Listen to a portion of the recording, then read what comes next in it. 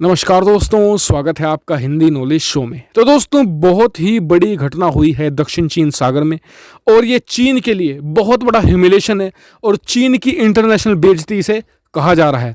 और चीन के जो सुरक्षा प्रणाली है सब की सब अमेरिका ने ध्वस्त कर दी है।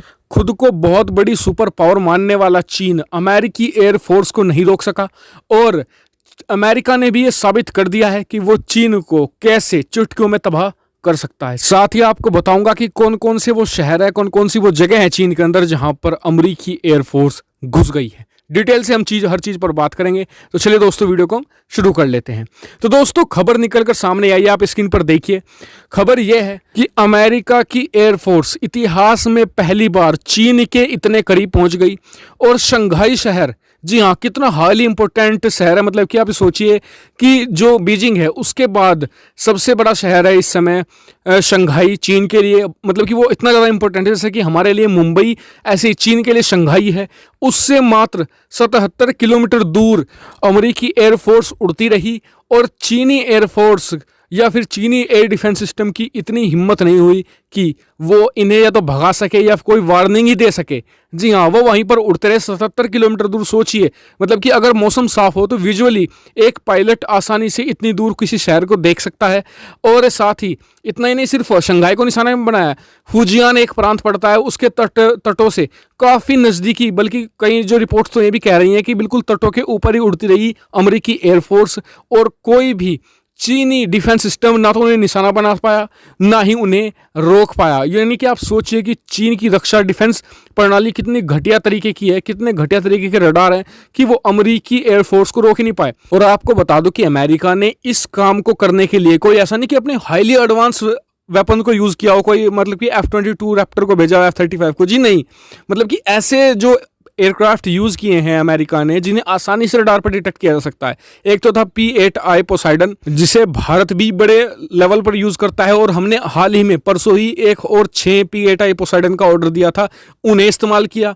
इसके अलावा एक और जो इंटेलिजेंस गैदरिंग का एयरक्राफ्ट था वो था। यानी कि ये इस तरीके के एयरक्राफ्ट थे जिन्हें आसानी से डिटेक्ट किया जा सकता है। लेकिन आप जानते हैं कि चीनी प्रोडक्ट कितने घटिया तरीके के होते हैं, वो इन्हें भी डिटेक्ट नहीं कर पाए, इन्हें रोक नहीं पाए। ये आसानी से इन शहरों के ऊपर उड़ते रहे और कोई भी ना तो इन्हें रोकने वाला था ना कोई इन्हें टोकने वाला था। और अमेरिका ने अपनी स्ट्रेंथ दिखाई और साथ ही चीन को उसकी औकात कि वो किस लेवल पर टिकता है अमेरिका के सामने। और ये बहुत बड़ी घटना मानी जा रही है और अमेरिका ने बहुत ही सोची समझी रणनीति के तहत कदम उठाया। आपको बता दूं, क्योंकि अभी तक अमेरिका ऐसे कदम इसलिए नहीं उठा रहा था क्योंकि अमेरिका को डर था कि कहीं रूस उसके साथ ना जाए। लेकिन जब चीन अपने जो सहयोगी देश है उन्हें ही आंख दिखाने लगा, उनके ही शहर कब्जाने की बात करने लगा, जैसे कि रूस को उसने धमकी दे दी कि हम आपका व्लादिवोस्तोक कब्जाएंगे।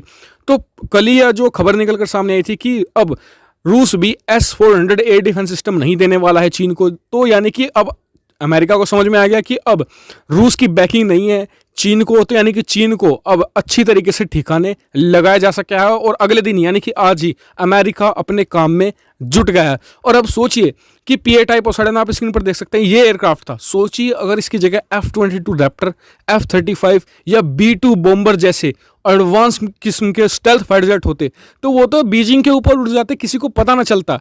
इस घटिया लेवल के उनके पास रडार है, इस घटिया लेवल का डिफेंस सिस्टम है। सिर्फ S-400 ही उनके पास एक ढंग का आप कह सकते हैं कि सिस्टम है जो डिफेंस का है और उसकी भी डिलीवरी अब रूस ने रोक दी है। यानी कि भारत बड़ी आसानी से, भारत के लिए भी संदेश है कि भारत भी बड़ी आसानी से चीन को फंसा सकता है किसी भी युद्ध में, किसी भी मतलब कि छोटे कॉन्फ्लिक्ट में भी आसानी से इंगेज कर सकता है चीनी एयरफोर्स को भी या चीनी नौसेना को भी। ये भारत के लिए भी बहुत बड़ा मोरल बूस्टर है। साथ ही अमेरिका ने जानबूझकर भी किया है ताकि जो एशिया के दूसरे छोटे देश हैं जो डर रहे थे चीन से कि आप डरिए नहीं, बड़े देश भारत, अमेरिका और जापान जैसे देश यहाँ पर खड़े हैं। और चीन के लिए तो बहुत बड़ा ह्यूमिलेशन ये माना ही जा रहा है। आप इसे कैसे लेते हैं कमेंट करके जरूर बताइएगा। साथ ही इस वीडियो को शेयर कीजिएगा सभी लोगों के साथ और चैनल को सब्सक्राइब करना मत भूलिएगा ऐसी बहुत सारी डिफेंस फॉरेन पॉलिसी और फाइनेंस रिलेटेड वीडियो के लिए। Thank you for watching video.